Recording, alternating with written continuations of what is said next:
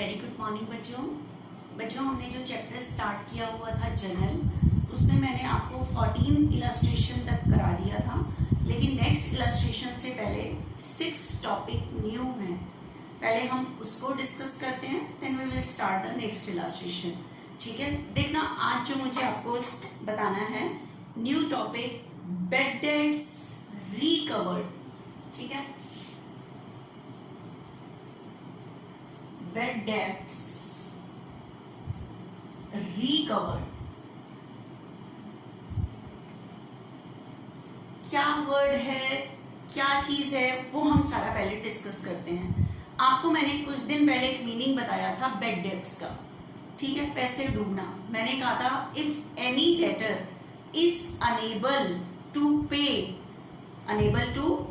His due amount due to his insolvency, कि अगर कोई डेटर अपनी कंगाल होने की वजह से अपनी ड्यू अमाउंट, मतलब जो पैसे उसने हमें देने थे वो अमाउंट देने में अगर वो अनेबल हो जाता है, तो that amount is treated as a bad debts, कि इस अमाउंट को हम कैसे ट्रीट करते हैं एज अ बेड डेट्स, कि ये पैसे डूब गए हैं, ये हमारे लिए लॉस है, and loss always be debited. ठीक है, तो उसको मैंने नाम दिया था बेड डेट्स का। ठीक है, अब उससे आगे एक और टर्म आ रही है bad debts recovered. Bed debts recovered क्या होता है वो ध्यान से समझना। ठीक है, बेड डेट्स रिकवर्ड क्या होता है, अब मेरी बात को ध्यान से समझना है। यहाँ पे आपको एक ट्रांजैक्शन मिली थी बच्चे, सोल्ड गुड्स टू एक्स। किसको गुड्स सोल्ड किया है? एक्स को। ठीक है, बताओ इसकी ट्रांजैक्शन क्या बनेगी हमारे पास, सॉरी एंट्री क्या बनेगी? गुड्स सोल्ड करना मेरी income, and income always be credited, and goods sold के लिए वर्ड यूज होता है सेल। ठीक है, 1 लाख का सेल किया, किसको सोल्ड किया है? एक्स को। तो एक्स क्यों डेबिट हुआ है? एक्स हमारा डेटर बिजनेस की असेट्स का बैलेंस डेबिट, इंक्रीज पे डेटर इंक्रीज पे डेबिट, तो मेरे डेटर इंक्रीज हो गए इसलिए डेटर डेबिट हुआ है। ठीक है, अब मेरी बात को ध्यान से सुनना। उसके बाद आपको पता लगा कि x is declared insolvent, x is declared insolvent, x कंगाल हो गया है, and nothing will be recoverable, nothing will be recoverable. आपके पास नेक्स्ट ट्रांजैक्शन आ रही है कि nothing will be recoverable, nothing will be recoverable from his estate. Estate मतलब asset. देखो क्या लिखा मैंने, x is declare insolvent and nothing will be recoverable, कुछ भी रिसीव नहीं होगा from his estate, because x is declare insolvent. X क्या डिक्लेयर हो गया? इंसॉल्वेंट। आप बताओ एक्स मेरा कौन था? डेटर। एक्स ने मेरे पैसे देने थे। अब आपको नेक्स्ट ट्रांजैक्शन में पता लग रहा है कि ही इज डिक्लेयर इंसॉल्वेंट, वो कंगाल हो गया है। तो आप बताओ आज के बाद आपको एक्स से पैसे क्या नहीं होंगे? रिसीव नहीं होंगे, तो ये आपके लिए क्या हो गया? Loss, and loss always be debited. ठीक है, इस लॉस का नाम हम लिखते हैं बेड डेट्स। पहले करा चुकी हूं मैं ये, bad debts account debit to. आप ये देखो, अगर ये डेटर मुझे कैश दे देता तो एंट्री होती कैश टू एक्स। अब यहां पे एक्स क्यों आएगा? एक्स मेरा डेटर था, आज के बाद वो मेरे पैसे नहीं देगा, तो मेरे डेटर क्या हो गए? डिक्रीज पे क्रेडिट। अगर वो कैश देता तब भी डिक्रीज होते, लेकिन अब मुझे एक्स का अकाउंट फिनिश करना पड़ेगा, क्योंकि आज के बाद एक्स मुझे पैसे नहीं देने वाला, because he is declare insolvent, क्योंकि वो क्या हो चुका है? इंसॉल्वेंट हो चुका है। तो एक्स डेबिट था, डिक्रीज पे क्रेडिट, क्योंकि वो इंसॉल्वेंट हो गया है, तो मेरे डेटर डिक्रीज हो गए। लेकिन ये जो डेटर डिक्रीज हुआ है, ये पैसे मुझे रिसीव नहीं हो रहे, ये मेरे लिए लॉस है, and loss always be debited. ठीक है, तो इसे कहते हैं बेड डेट्स रिटर्न ऑफ, कि मेरे को ये लॉस हो गया है ये वाला। ठीक है, बेड डेट्स हो गए मतलब मेरे पैसे डूब गए, ये पैसे जो एक्स ने देने थे, तो एक्स डेबिटर, डिक्रीज पे क्रेडिट। ठीक है, और कितने पैसे देने थे उसने मेरे? 1 लाख। अब ये पैसे मेरे डूब गए और मैंने इसको बिजनेस का लॉस मान के या बिजनेस का एक्सपेंस मान के, क्योंकि बैड डेट्स एक बिजनेस का एक्सपेंस भी हो सकता है, ठीक है। इससे मैंने इसको डेबिट कर दिया कि ये मेरे लिए लॉस हो गया। अब बताओ, एक्स डेबिट था, डिक्रीज में क्रेडिट, मैंने एक्स का अकाउंट खत्म कर दिया अपने बिजनेस से, क्योंकि आज के बाद मेरा एक्स से कोई कांटेक्ट नहीं है, क्योंकि मुझे पता चल चुका है कि वो इंस्टॉलमेंट हो चुका है और अब मुझे उससे पैसे रिसीव नहीं होंगे, तो उसका अकाउंट डेबिट था, मैंने डिक्रीज पे क्रेडिट कर दिया और इसका पैसा मैंने लॉस में डाल दिया, बैड डेट्स के नाम से डूब गया ये पैसा। अब बताओ, अब आपके पास नेक्स्ट ट्रांजेक्शन आ रही है, ध्यान से सुना, received from x.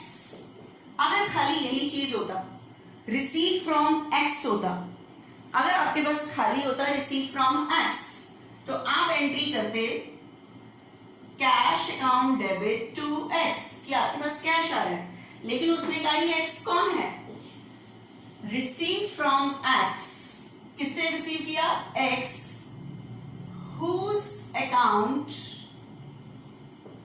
is written off as bad debts। अब ध्यान से सुनना क्या लाइन लिखी मैंने, received from x, किससे रिसीव किया है, x से रिसीव किया है, और x कौन है, whose account is written off, जिसका अकाउंट हमने खत्म कर दिया था। क्यों खत्म कर दिया था, as bad debts, क्या मान के खत्म कर दिया था, बैड डेट्स मान के खत्म कर दिया था। देखो एक्स डेबिट था, डिक्रीज पे क्रेडिट, मैंने इसका अकाउंट खत्म कर दिया था क्योंकि मुझको क्लियर हो गया था कि ये अमाउंट बैड हो गई है, तो एक्स का अकाउंट मैंने खत्म कर दिया था, ठीक है। अब आपको पता लगा कि जैसे आपने जो अकाउंट आपने बैड मान के खत्म कर दिया था, नेक्स्ट ईयर आपको पता लगा कि उस एक्स से, मान लो उसके पास कहीं से पैसे आ गए होंगे, तो उससे आपको कुछ पैसे क्या हो गए हैं, रिसीव, वो पैसे रिसीव हो रहे हैं जिसको आप लॉस मान के, बैड डेट्स मान चुके थे कि आपका पैसा डूब चुका है, अनफॉर्चुनेटली वो पैसे आपको क्या हो गए, रिसीव, ठीक है। तो receive from x whose account is written off, उस एक्स से रिसीव किए, whose account is written off, जिसका अकाउंट आपने खत्म कर दिया था, एज बैड डेट्स, क्या मान के खत्म कर दिया था, बैड डेट्स मान के खत्म कर दिया था, ठीक है। तो ध्यान से सुनना, अगर बैड हुई अमाउंट रिसीव हो रही होती है तो आपके पास आ क्या रहा है, कैश, तो डेबिट वर्ड कम से आने वाली चीज डेबिट, लेकिन एक्स से रिसीव हो रहा है तो आप यहां एक्स नहीं लिखोगे क्योंकि एक्स डेबिट था, आपने उसका अकाउंट लॉस मान के खत्म कर दिया था, एक्स नहीं लिख सकते, क्यों, क्योंकि बैड डेट्स के टाइम आप उसके अकाउंट को बैड मान के फिनिश कर चुके हो, यहां आप एक्स नहीं लिख सकते क्योंकि उस एक्स से रिसीव हुआ है जिसका अकाउंट आपने बैड मान के खत्म कर दिया था, एक्स डेबिट था, डिक्रीज पे क्रेडिट कर दिया था, आपके पास इसका कोई रिकॉर्ड नहीं है अब एक्स का। तो आप मुझे बताओ, जब आपने इसका अकाउंट खत्म किया था तो आपने इसको लॉस मान लिया था बैड डेट्स के नाम से, लेकिन अगले साल आपको बैड हुई अमाउंट रिसीव हो गई, मतलब जिसको आपने लॉस मान लिया था वो पैसे आपका अगर आपको अनफॉर्चुनेटली रिसीव हो गए तो ये आपकी क्या है, इनकम है, ठीक है। मतलब डूबा हुआ पैसा रिसीव हो जाना आपकी क्या है, income, and income always be credited. तो अगर ध्यान से सुनना, बैड हुई अमाउंट रिसीव होती है तो यहाँ पे जिससे रिसीव हो रहा है उसका नाम नहीं आएगा क्योंकि उसका अकाउंट आप खत्म कर चुके थे बैड मान के, डूबे हुए पैसे रिसीव होना आपकी इनकम है, इनकम ऑलवेज बी क्रेडिटेड, और इस इनकम का नाम लिखते हैं bad debts recovered. Bad debts recovered मतलब बैड हुई अमाउंट आपको रिसीव हो जाना, ठीक है। बैड डेट्स आपके लिए लॉस है, लेकिन बैड हुई अमाउंट रिसीव हो जाना ये आपकी इनकम है, and income always be credited, ठीक है। तो इनकम के नाम से लिखोगे बैड डेट्स रिकवर्ड अकाउंट। तो ध्यान से सुनना, अगर बैड हुई अमाउंट आपको पता लग रही है रिसीव हो रही है तो ह्यूमन बीइंग का नाम नहीं आएगा किससे रिसीव हो रहा है, क्योंकि बैड के टाइम आप उसके अकाउंट को खत्म कर चुके होते हो, डेबिट होता है, डिक्रीज पे क्रेडिट, उसका अकाउंट हमारे यहाँ से खत्म हो चुका होता है। तो अनफॉर्चुनेटली अगर आपको बैड हुई अमाउंट रिसीव होती है तो आप उसका अकाउंट दोबारा नहीं ओपन कर सकते क्योंकि आप उसे लॉस दिखा चुके हो। तो लॉस हुई अमाउंट अगर रिसीव हो रही है तो ये आपके लिए इनकम हो गई, and income always be credited according to nominal account. All the expenses and losses always be debited and all the income and gains always be credited. और इस इनकम का नाम आप क्या रखोगे? Bad debts recovered. ठीक है, तो बैड हुई अमाउंट रिसीव होना that is called bad debts recovered. और इसकी एंट्री हम क्या करेंगे? कैश अकाउंट डेबिट, कैश आ रहा है, डेबिट व्हाट कम्स इन, आने वाली चीज डेबिट, लेकिन एक्स से रिसीव हुआ, एक्स का नाम नहीं लिखोगे, क्या वर्ड यूज करोगे? Bad debts recovered account. Bad debts recovered account क्यों क्रेडिट हो रहा है? ये हमारी इनकम है and income always be credited. ठीक है, तो आज हमने एक न्यू टॉपिक किया है बैड डेट्स रिकवर्ड। उसके बाद देखना एक टॉपिक और करते हैं बच्चे जरा सा।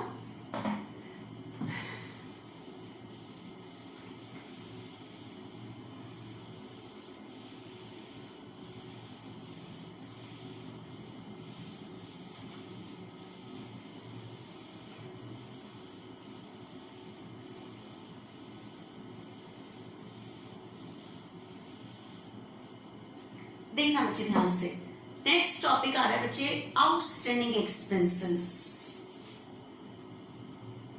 आउटस्टैंडिंग एक्सपेंसेस क्या होते हैं? आउटस्टैंडिंग एक्सपेंसेस ध्यान से सुनना। आउटस्टैंडिंग एक्सपेंसेस बच्चे आपको पता है हमारा जो अकाउंटिंग पीरियड है वो 12 मंथ्स का होता है, पूरे 12 मंथ्स का होता है हमारा अकाउंटिंग पीरियड। जैसे जिस साल के मैं अकाउंट बना रही हूँ, जैसे मान लो 1 अप्रैल 2018 के अकाउंट बना रही हूँ, इसकी एंडिंग डेट होगी 31 मार्च 2019। जैसे आपका एकेडमिक सेशन 12 मंथ्स का होता है, उसी तरह से हमारा जो अकाउंटिंग सेशन होता है वो भी 12 मंथ्स का होता है। ठीक है, हम पूरे ईयर अकाउंट्स मेंटेन करते हैं and at the end of year we close our account. हम अपने अकाउंट को क्लोज करते हैं और इस डेट पर बिजनेस का प्रॉफिट निकालते हैं और सारा बैलेंस फिर हम नेक्स्ट ईयर आगे ले जाते हैं, नेक्स्ट ईयर के अकाउंट्स बनाते हैं। तो पहले एक बार ध्यान से सुनना, जिस सेशन के हम अकाउंट बना रहे हैं उस सेशन को हम कहते हैं करंट ईयर। करंट ईयर जिस सेशन के हम अकाउंट बना रहे हैं वो करंट ईयर हो गया। इससे पिछला साल जो हो गया वो प्रीवियस ईयर हो गया, प्रीवियस ईयर। और जिस साल के हम अकाउंट बना रहे हैं उससे नेक्स्ट वाले को नेक्स्ट ईयर कह दोगे। ठीक है, ये 3 इयर्स है हमारे पास। अब मेरी बात को ध्यान से सुनना बच्चे यहाँ पे कि जिस साल के हम अकाउंट बना रहे हैं, जैसे अप्रैल, मई, जून, जुलाई, अगस्त, सितंबर, अक्टूबर, नवंबर, दिसंबर, ये तो दिसंबर हो गई यहाँ तक। अप्रैल से दिसंबर 9 मंथ्स। उसके बाद जनवरी, फरवरी, मार्च, ये हो गए बच्चे 3 मंथ्स। ठीक है, ध्यान से सुना बच्चे, हम है ना वर्कर को जो सैलरी देते हैं वो 1000 पर मंथ देते हैं। ठीक है, तो मैंने वर्कर को सैलरी दी अप्रैल, मई, जून, जुलाई, अगस्त, सितंबर, अक्टूबर, नवंबर, दिसंबर, 9 मंथ्स की सैलरी दी 1000 पर मंथ। 9 मंथ्स के अकॉर्डिंग 9000, 1000 पर मंथ, 9 महीने की सैलरी हो गई 9000। ये तो ट्रांजैक्शन बनी मेरी सैलरी पेड, सैलरी पेड। ठीक है, सैलरी पेड। तो बताओ वर्कर को सैलरी देना मेरे लिए क्या है? Expense. An expense always be debited according to nominal account. खर्चे डेबिट होते हैं तो मेरी एंट्री क्या बनेगी? क्या पे कर रही हूं मैं? सैलरी। सैलरी पे करना मेरे लिए expense and expense always be debited. ठीक है, कितनी सैलरी पे कर रही हूं? 9। और पे करने से जाएगा क्या? Cash. Credit word goes out to cash account, जाने वाली चीज क्रेडिट। तो मतलब सैलरी पे करने की मेरी एंट्री बनी salary account debit to cash. लेकिन अब मेरी बात को ध्यान से सुनना, ये जो मैंने 9 महीने की सैलरी पे कर दी, लेकिन 3 मंथ्स की सैलरी 3000, ये मैंने वर्कर को क्या नहीं की? पे नहीं की। ये एक्सपेंस है इसी साल का, करंट ईयर का ही है। मैंने वर्कर को पूरे साल की सैलरी देनी थी 12000, लेकिन मैंने पे कितनी की है? 9। लेकिन 3000 मैंने अभी तक वर्कर को क्या नहीं की? पे नहीं की, एम्प्लॉइज को पे नहीं की। कितनी सैलरी पे नहीं की? 3। तो जितनी सैलरी अगर हमने पे नहीं की, इस सैलरी पे करना मेरे लिए एक्सपेंस है, तो जितना एक्सपेंस हमने पे नहीं किया उसको हम कहते हैं आउटस्टैंडिंग एक्सपेंस। क्या कहते हैं? Outstanding expense. तो ध्यान से सुना, ये जो 3000 है जनवरी, फरवरी, मार्च, तो outstanding expenses are those expenses, outstanding expenses are those expenses which are related to current year, जो हैं इसी साल के, जिस साल के हम अकाउंट बना रहे हैं, बट नॉट पेड, लेकिन क्या नहीं हुए, पे नहीं हुए बच्चे। ऐसे खर्चे जो पे नहीं हुए, that means yet to be paid, expenses yet to be paid, ऐसे खर्चे जो अभी पे होने बाकी हैं, रिलेटेड टू करंट ईयर, जिस साल के मैं अकाउंट बना रही हूँ है इसी 12 महीने का खर्चा, उसी सेशन का है, लेकिन पे नहीं हुआ। ठीक है, तो बताओ कितनी सैलरी पे नहीं हुई? 3। आपको पता है जब हम एंट्री करते हैं, हम करंट ईयर के पूरे साल के एक्सपेंस डेबिट करते हैं, वेदर पेड और नॉट, पे हुए या नहीं हुए। तो आपको पता है 3000 वर्कर को सैलरी देना, ये इसी साल का एक्सपेंस है, N expense always be debited. पूरे करंट ईयर के खर्चे डेबिट होते हैं, वेदर पेड और नॉट, पे होते तो कैश चला जाता, लेकिन ये 3000 पे नहीं हुए, 3000 क्या नहीं हुए, पे नहीं हुए। ठीक है, ये 3000 जो बच्चे पे नहीं हुए, ये पे करना बिजनेस की क्या है, लाइबिलिटी है। तो इस टाइम बिजनेस की क्या इंक्रीज हो जाएगी, लाइबिलिटी। ठीक है, लाइबिलिटी का बैलेंस क्रेडिट, इंक्रीज पे क्रेडिट, तो इस टाइम बिजनेस की क्या इंक्रीज हो रही है, लाइबिलिटी, और लाइबिलिटी को ये नाम देंगे, आउटस्टैंडिंग को शॉर्ट फॉर्म में ऐसे लिखते हैं, आउटस्टैंडिंग सैलरी। बच्चे सैलरी डेबिट हो रहा है, सैलरी पे करना बिजनेस के लिए एक्सपेंस है, N expense always be debited. अगर ये पे होता तो कैश चला जाता, लेकिन पे नहीं हुआ तो बिजनेस की क्या इंक्रीज हो गई, लायबिलिटी, लायबिलिटी का क्रेडिट बैलेंस, इंक्रीज पे क्रेडिट। तो इस टाइम ये एक्सपेंसेस पे नहीं हुआ तो बिजनेस की क्या इंक्रीज हो गई, लायबिलिटी, लायबिलिटी का क्रेडिट बैलेंस, इंक्रीज पे क्रेडिट, और इस लायबिलिटी का नाम रखा जाता है आउटस्टैंडिंग सैलरी। क्या रखा जाता है, आउटस्टैंडिंग सैलरी। ठीक है, अब मेरी ख्याल से ये चीज क्लियर हुई होगी, क्या चीज बताई है मैंने। ठीक है, तो अब एक चीज मेरी बात को और ध्यान से सुनना, ये जो आउटस्टैंडिंग सैलरी है, ये एक रिप्रेजेंटेटिव पर्सनल अकाउंट है, रिप्रेजेंटेटिव पर्सनल अकाउंट। आपको मैंने पर्सनल अकाउंट बताया था कि which are open with the name of persons, व्यक्तियों के नाम से जो खोले जाते हैं वो पर्सनल अकाउंट है। पर्सनल अकाउंट आपको पता है 3 टाइप्स के होते हैं। एक तो होता है नेचुरल पर्सन, नेचुरल जैसे आप किसी का नाम राम, श्याम, मोहन, ये सारे पर्सन है। उसके बाद एक आता है artificial personal account. Artificial personal account में आते हैं जैसे कंपनीज, बैंक, फर्म्स, ये सारे आर्टिफिशियल पर्सनल अकाउंट है। रिप्रेजेंटेटिव पर्सनल अकाउंट होते हैं कि जो एक ग्रुप ऑफ पर्सन को रिप्रेजेंट कर रहे होते हैं। ठीक है, तो आपको पता है सैलरी देना बिजनेस को एक्सपेंस है, सैलरी देना बिजनेस के लिए एक्सपेंस, लेकिन ये एक्सपेंस अभी तक पे नहीं हुआ तो हमने ये पैसे ग्रुप ऑफ पर्सन को देने हैं, तो मेरी क्या इंक्रीज हो जाएगी, लायबिलिटी, लेकिन हम लायबिलिटी को नाम दे रहे हैं आउटस्टैंडिंग सैलरी। तो ये जो आउटस्टैंडिंग सैलरी है ये ग्रुप ऑफ पर्सन को रिप्रेजेंट कर रहा है, इसलिए ये रिप्रेजेंटेटिव पर्सनल अकाउंट है। ये क्यों क्रेडिट हुआ है, क्योंकि ग्रुप ऑफ पर्सन को पे करना, एक एक ह्यूमन बीइंग का नाम लिखना पॉसिबल नहीं है। जैसे मैंने वर्कर मेरे 100 हैं तो मैंने राम के भी पैसे देने हैं, मोहन के भी देने हैं, तो राम, मोहन, श्याम के लिए मैंने एक वर्ड यूज किया आउटस्टैंडिंग सैलरी।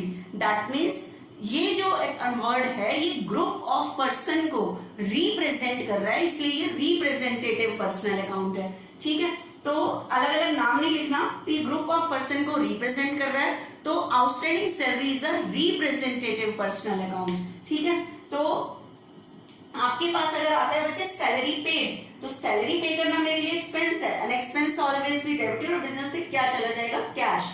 लेकिन अगर आपके पास ट्रांजेक्शन आ रही है आउटस्टैंडिंग सैलरी या आउटस्टैंडिंग रेंट, समझ जाना rent yet to be paid, ऐसा रेंट जो अभी तक क्या नहीं हुआ, पे नहीं हुआ, एक्सपेंस इसी साल का है। आउटस्टैंडिंग वर्ड आते ही समझ जाना ये पे नहीं हुआ, एक्सपेंसेस इसी साल के होते हैं। आउटस्टैंडिंग एक्सपेंस वो बेशक से सैलरी है, बेशक से रेंट है। Expenses which are related to current year outstanding expenses are those expenses which are related to current year. जिस ईयर के मैं अकाउंट बना रही हूँ जो है इसी साल के, बट नॉट पेड, लेकिन क्या नहीं हुए, पे नहीं हुए, that means we are to be paid. ऐसे एक्सपेंसेस जो अभी पे होने बाकी हैं, उन एक्सपेंसेस को हम कहते हैं आउटस्टैंडिंग एक्सपेंसेस। वो बेशक से आउटस्टैंडिंग सैलरी हो, बेशक से रेंट हो, वेजेस हो, ऐसा खर्चा जो अभी पे होना बाकी है, तो है इसी साल के। और आपको पता है इस साल के सारे एक्सपेंस डेबिट होते हैं वेदर पेड और नॉट, ठीक है। तो जैसे आउटस्टैंडिंग रेंट है, तो रेंट पे करना बिजनेस के लिए expense, an expense always be debited. लेकिन ये पे नहीं हुआ, पे नहीं हुआ तो ये बिजनेस की क्या इंक्रीज हो गई, लायबिलिटी। तो आउटस्टैंडिंग रेंट जो क्रेडिट होता है ये लायबिलिटी के बेस पे हो रहा है। क्यों? क्योंकि बिजनेस की क्या इंक्रीज हो रही है, लायबिलिटी। लायबिलिटी का बैलेंस क्रेडिट, इंक्रीज पे क्रेडिट। तो आउटस्टैंडिंग रेंट बिजनेस की लायबिलिटी होती है, that means rent yet to be paid, ऐसा रेंट जो अभी पे होना बाकी है। तो हमने किसको पे करना है, रेंट। हमने किसी मकान मालिक को पे करना होगा, तो हमने किसी बाहर वाले के पैसे देने हैं, ठीक है। तो मैंने कहा था किसी भी बाहर वाले के पैसे देना ये मेरी लायबिलिटी होती है। लायबिलिटी का क्रेडिट बैलेंस, इंक्रीज पे क्रेडिट, ठीक है। तो ध्यान से सुनना ये, लेकिन ध्यान रखना एक्सपेंसेस सिर्फ करंट ईयर के डेबिट होते हैं, ना नेक्स्ट के ना प्रीवियस के, ठीक है। आउटस्टैंडिंग करंट ईयर का एक्सपेंसेस है इसलिए डेबिट हो रहा है। पे हो जाता तो कैश चला जाता, पे नहीं हुआ तो लायबिलिटी इंक्रीज हो गई बिजनेस की। तो आउटस्टैंडिंग की एंट्री बनती है, अगर सैलरी है तो salary account debit to outstanding salary, rent है तो rent account debit to outstanding salary, ठीक है। तो ये हमारा टॉपिक डिस्कस हुआ बच्चे आउटस्टैंडिंग सैलरी का, ठीक है। क्या होती है ये हमारी आउटस्टैंडिंग सैलरी, देखना नेक्स्ट एक बारी आगे क्या है। यस बच्चे, नेक्स्ट टॉपिक हमारा आ रहा है प्रीपेड एक्सपेंसेस। इसकी क्या एंट्री होती है वो ध्यान से सुनना। Prepaid expenses, prepaid expense, prepaid that means expense paid in advance,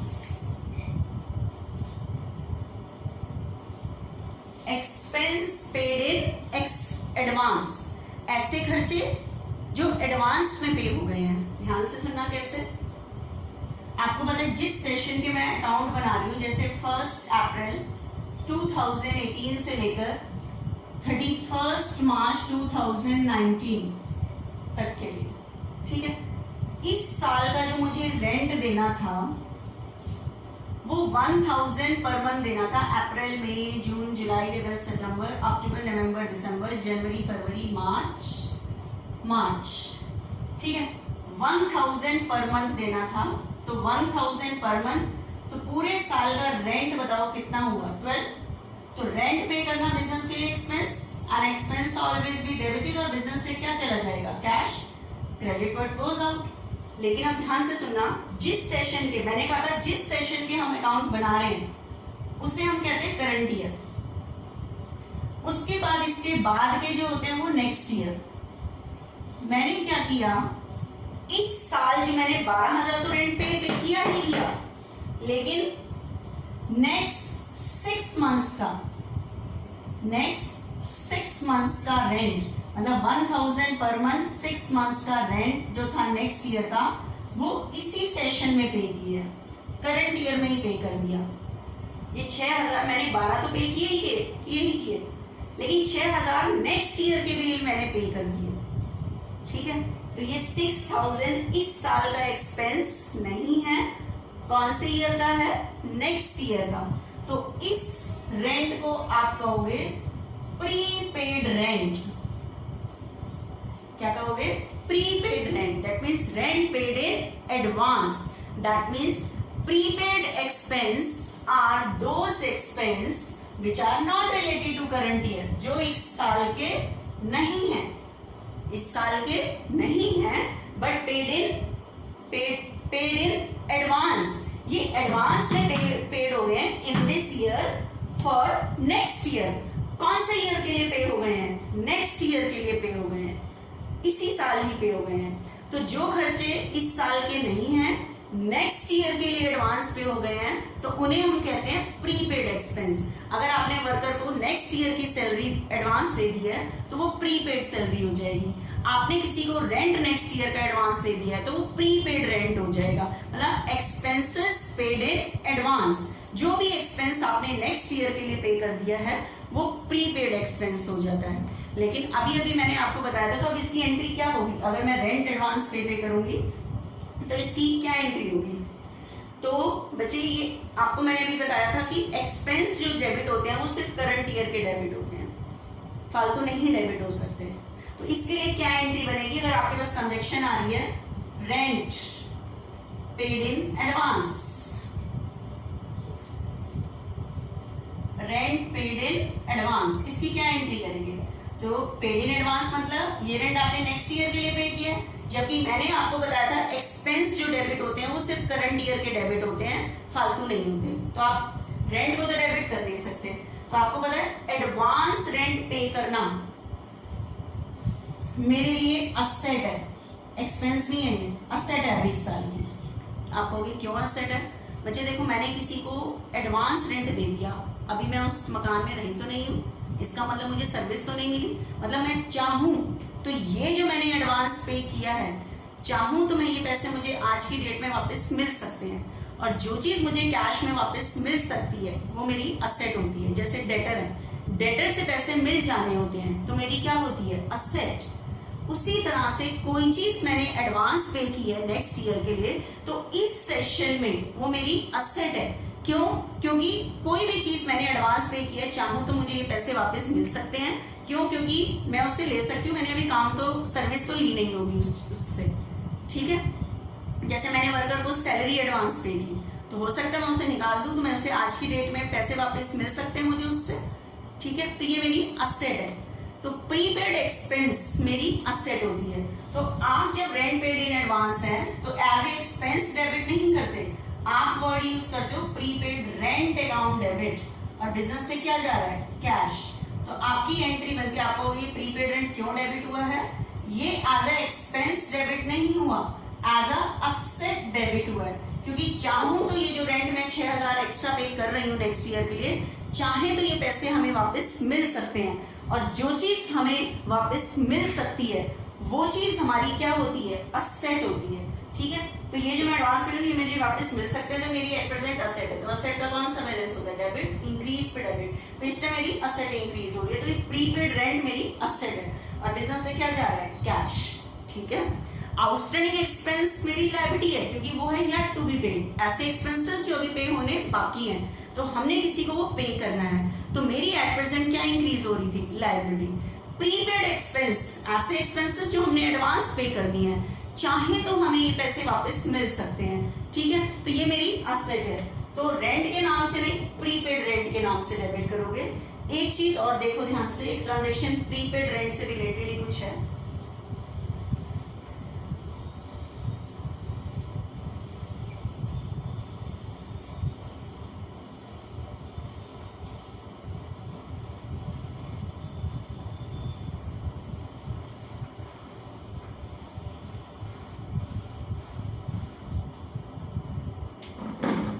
आपके पास ट्रांजेक्शन है बच्चे, out of rent paid this year ₹1000 is related to next year। ये है, कह रहा है out of rent paid this year, इस साल जो रेंट पे किया था उसमें से 1000 is related to next year. 1000 कौन से ईयर से रिलेटेड है? Next year. आपको पे करने के बाद पता लग रहा है कि कौन से ईयर से रिलेटेड है? Next year. ध्यान से सुनो बच्चे, आपने है ना वर्कर को सॉरी आपने किसी को रेंट देना था 12000, आपने टोटल रेंट किसी को 13 पे कर दिया, ठीक है। बताओ, रेंट पे करना मेरे लिए एक्सपेंस है, N expense always be debited, आपने एंट्री कर दी 13।